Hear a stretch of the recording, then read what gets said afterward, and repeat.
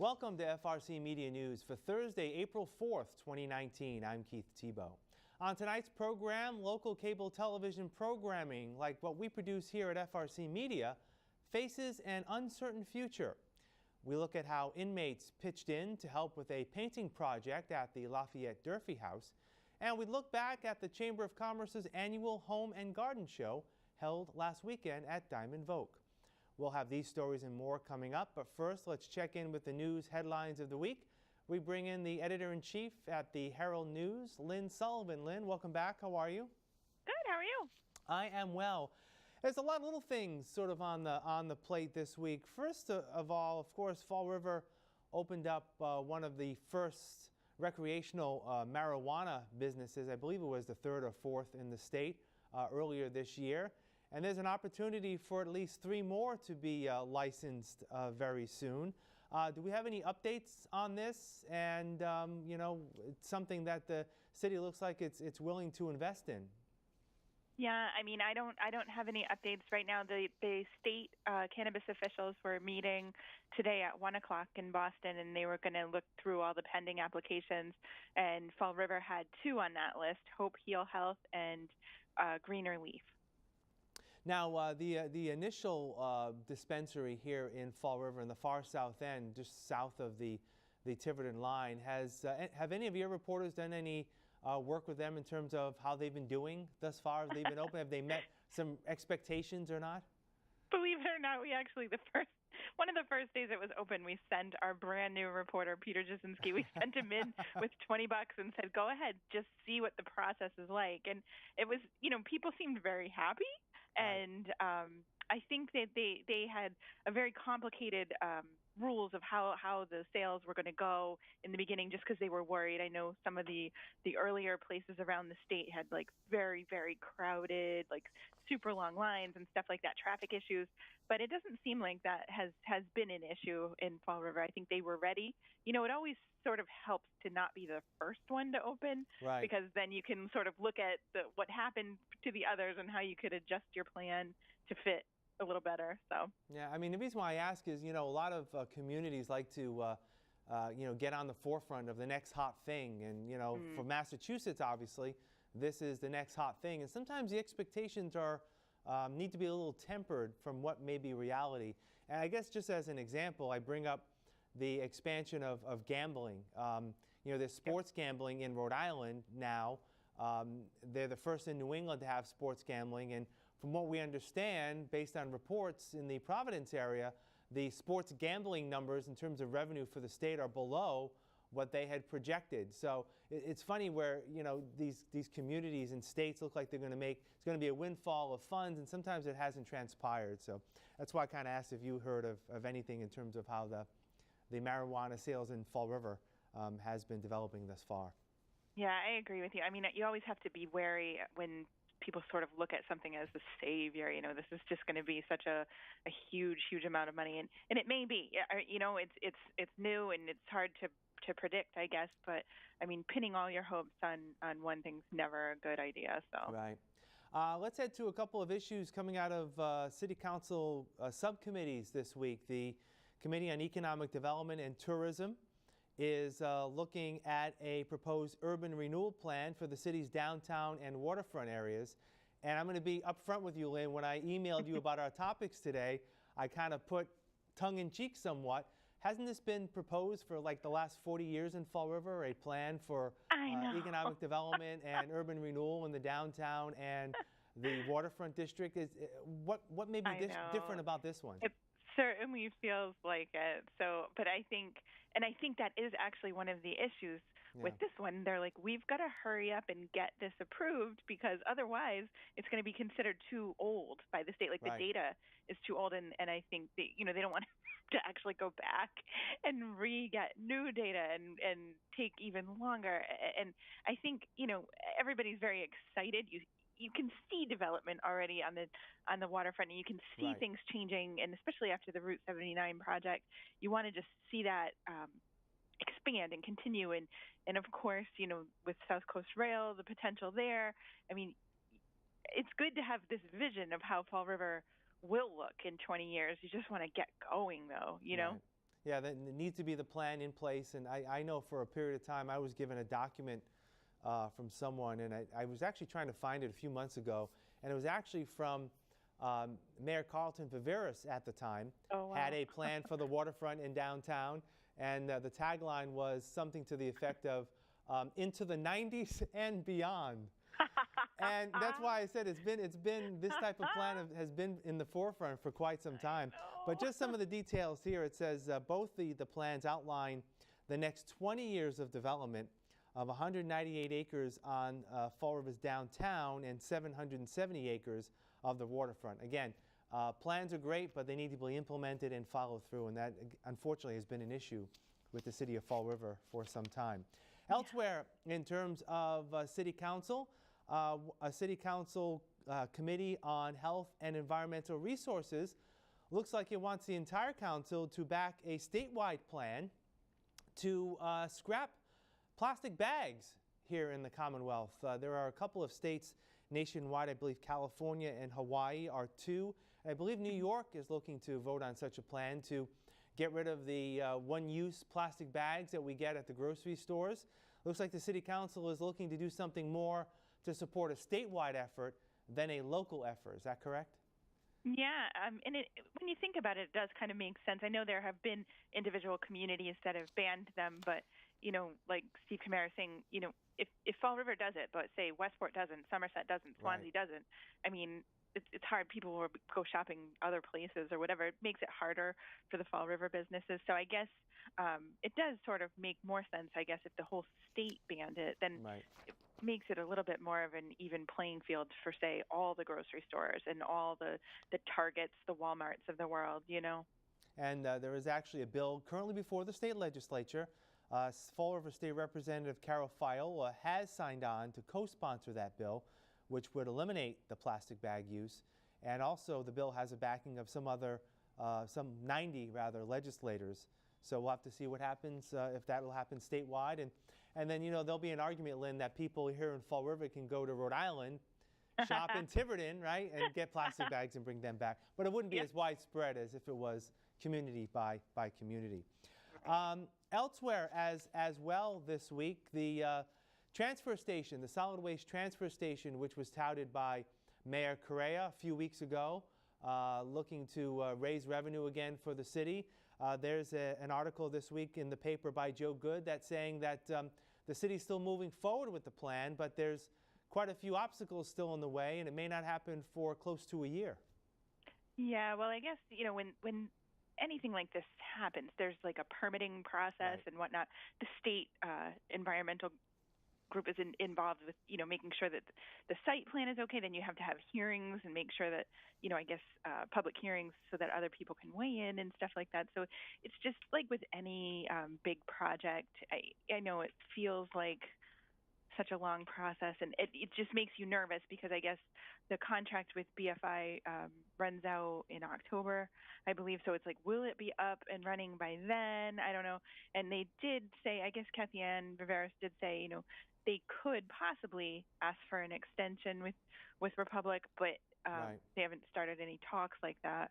And then the new company, this RES, it's possible that they could provide services for waste removal, but that's sort of up in the air. So a lot of moving parts, as there normally is. All right, Lynn, what's coming up at the paper over the next few days? Well, we take a look inside of Alexandra's boutique. They opened a new sort of a new side in the old Capitol Theater with the Giovanni boutique with prom dresses and whatnot. And then we have a nice profile on Reverend Susan Lee at St. Luke's. She was the first female priest, I believe, ordained in Fall River 30 years ago. And then Amanda Burke's taking another look at that ACLU panhandling lawsuit, trying to compare it to what has happened in other cities like Worcester and Lowell. All right, Lynn, sounds good. We'll talk again next week. Take care. Thank you. We'll have more FRC Media News after this. Here are some job descriptions on the latest .jobs list from the Mass Hire Fall River Career Center. Clerk Interviewer. Fall River Housing Authority, located at 85 Morgan Street, is in need of a full-time clerk interviewer, responsible for clerical duties and assist housing associates with basic financial records. Job number 119-21024. Senior Accountant. Bank 5, located at 79 North Main Street, is looking for a full-time senior accountant to perform a variety of accounting-related functions. Job number 119-20893. Office Administrator. Fall River Arts Academy, located at 349 South Main Street, is looking for a full-time office administrator to handle day-to-day operations and be responsible to sell and schedule music lessons. Job number 119-17942. South Coast Health, located at 363 Highland Avenue, is looking to fulfill the following full and part-time positions. Interventional Radiology Technician, job number 119-20321. Health Unit Coordinator, job number 119-20319. Bisco Construction Services Incorporated, located at 20 Development Street, is also looking to fulfill the following full and part-time positions. Foreman, job number 119-19686. Laborer, job number 119-19082. For more information on these or other positions, visit masshiredjobquest.detma.org or call the Mass Hire Fall River Career Center at 508-730-5000. Welcome back. Local cable television stations like us here at FRC Media have been a staple on local cable television lineups for over 30 years. The channels and funding for them are determined by federal law through contracts between the cable company and local cities and towns. The Federal Communications Commission is looking at a proposal that would put our operations in jeopardy. Following a panel discussion held on the issue Monday in Boston, Massachusetts U.S. Senator Edward Markey came out in defense of these channels and the important role they play in educating and informing local communities.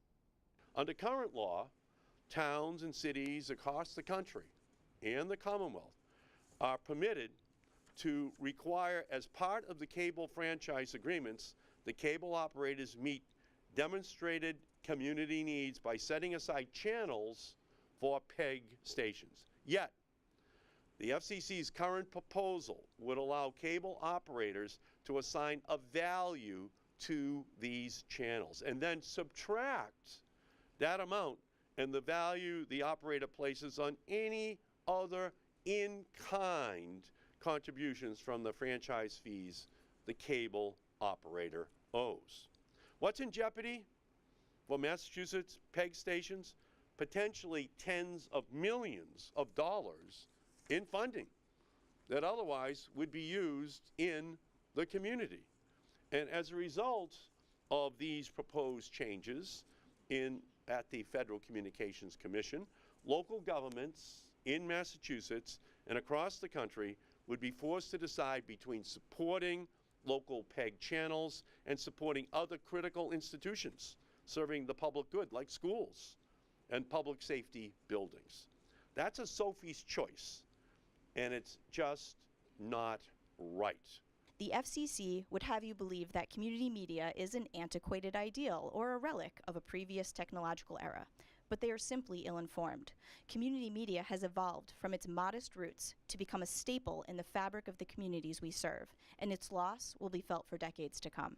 That slogan, no taxation without representation, still lives in 351 cities and towns. They want to know what their public officials are doing. They want to see what the activity is at the schools and at their public interest groups, in the nonprofits in their community. They want to make sure that the new arrivals in their community, whether they be Angolan or Haitian or Cape Verdean, you name it, that they have their voices heard as well. That's what is still alive and well. So we're the revolutionary state. And this is where the revolution begins against the Federal Communications Commission. This is where the fight begins, and we're going to spread this across the whole country. because at jeopardy is nothing less than democracy, nothing less than the voices of ordinary citizens in every single city and town in Massachusetts and the whole country, and we are in now for the fight. The proposed rule is still before the FCC with no clear indication as to when the commission will act. We'll keep you posted. Several Bristol County House of Correction inmates were giving back to the community in the city of Fall River recently by painting the inside walls of an historic museum. Here's the story. Well, the plan is to assist the Lafayette Durfee House in repainting the inside interior for them. Hasn't been done in quite a few years, so the ladies are here and we're going to be painting out all the rooms and giving it a spruce up. Now, how do they get direction? They get direction. Some of them do know how to paint. A lot of them, you have to walk them through the motions and just tell them to be careful and clean up their mess. But it's always a pretty simple job. It's not too, there's no construction involved in it. And how does this help them? Well, it helps them build up their confidence. It gives them a way to learn new skills. They end up working in a team atmosphere where they're relying on each other to get the job done. And it's stuff that they never thought could be accomplished, and it does get done. And this is minimum security? Currently, I have 6 pre-release female inmates, and they are community inmates, which means they are non-violent, low-level criminal offenders. And what they do out here and the job skills that they complete build up their self-esteem, gives them positivity, helps them, and it has a lot to do with reintegration into community. And how long have you been doing this? I've been doing this now for 5 years. And what kind of benefit do you get besides professional? Just a self-fulfillment of knowing that we completed these projects. You go home, you drive by a building that you helped painted, it's in your community, you see the positive response and you see how much that you can help people financially. It costs a lot of money to send people to paint, and when they can do it free of charge and help the community, everybody wins. And they win too. Absolutely. You're in this program. Tell us the benefits that you're getting from it. I get an OSHA certificate, so when I get out I can do stuff like this. I can paint and I can do interior modeling and stuff like that. Now, what's it like working with the other girls? Sometimes it's challenging, but it's pretty cool. You get to get friendly with the girls. You build a different relationship with them. It's different when you go out with them because they become like your little family. Even when you go back to the jail, they're still like your little family that you hang out with. So what would you say to somebody about this experience that you've had? I mean, I don't want to say it wasn't terrible because jail obviously is not somewhere you want to be, but I mean, it's not the end of the world. You could still do something when you leave. So you can still make a life? Yeah, you can. Especially if you're in jail and you do things while you're in jail, like programs like this, as long as you don't have the same mentality as you did when you came in. So, I mean, just keep trying to go forward. April is when the tick population is on the rise in Massachusetts, that according to State Public Department of Health officials. At a recent seminar held at Bristol Community College, officials gave an overview on how the public can avoid contracting Lyme disease from infected ticks. They're really in shaded areas that are damp. They need the humidity to survive. If you prepare your yard correctly, if you have these grassy areas that are open to sun, they really cannot cross that area. Especially in the daylight, they will desiccate, they will die. A lot of it is about yard preparation. So when you're talking to residents and you go out and they say, don't know how I possibly could have gotten this disease, and you're like, well, there's logs over here, there's your firewood right next to your house where the mice live, and then there's a rock wall right there where the mice live and the ticks live, and then you've got a fence line that's nice and shaded, and it's good and humid, and your kids play right along there. Well, that's right in your own yard. You don't have to go any further than that. So there are tools and mechanisms that people can use to create some barriers. And that's not always possible given your habitat or your home style. So we're aware of that, but there are ways to lessen the risks around your personal homes. And then when you go out into the environment, there are ways to lessen your risks. One of the challenges that we have at the State Health Department is, we want everyone to be healthier. And one of the ways to be healthier is to go outside and exercise.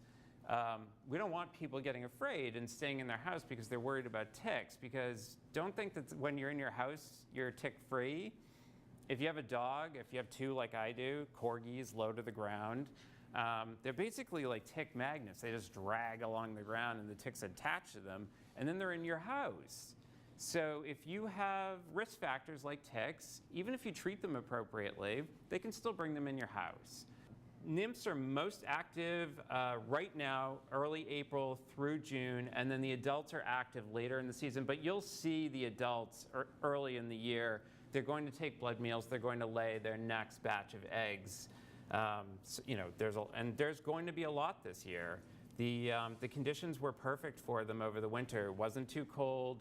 There was enough snow on the ground. The humidity was very good. So they're going to have heavy survival. We went into the fall with pretty heavy amounts of ticks. So I think this year's going to be tough. The Bristol County Chamber of Commerce held its annual Home and Garden Show at Diamond Regional Vocational Technical High School over the weekend. According to Chamber President Michael O'Sullivan, the event proved beneficial to attendees and vendors alike. You talk to the vendors, they've gotten great leads, great appointments. They're really happy with the overall success. The traffic, the attendance has been really steady and consistent until the last couple minutes. So it's been a great success. So far it's pretty good. I didn't realize there were all these different vendors over here. I actually made an appointment to get a quote for siding for my house. Usually I wouldn't take the time to do that. And coming here and walking around with my kids and having someone make the appointment on the spot was kind of really nice and convenient for me. Is this your first home show? It's my first home show with Diamond, and I haven't been to them for years because when my kids were little, it wasn't so fun to be running and screaming after them. We'll have more FRC Media News after this.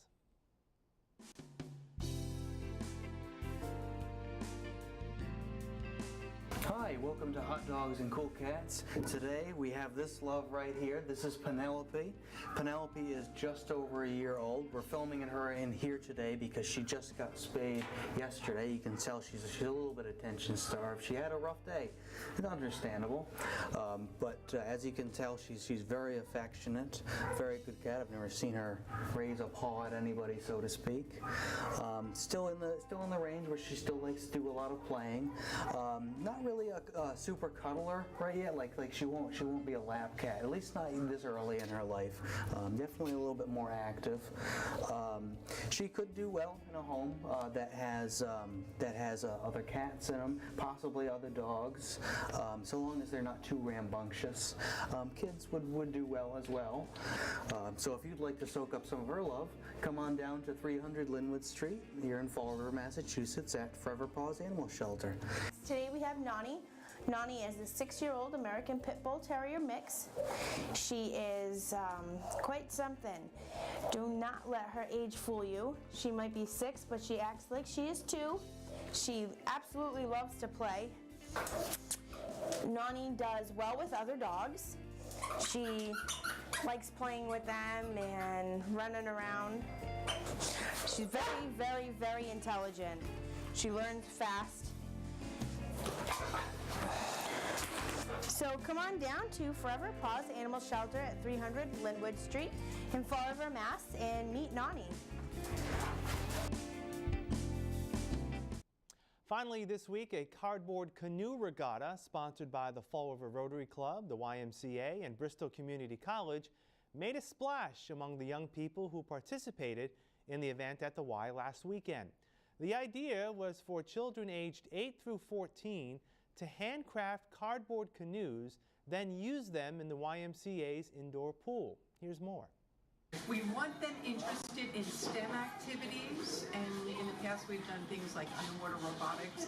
This is our first year doing the cardboard boats, and we're calling it the first annual Rotary Regatta. And we're hoping that we are able to build on this.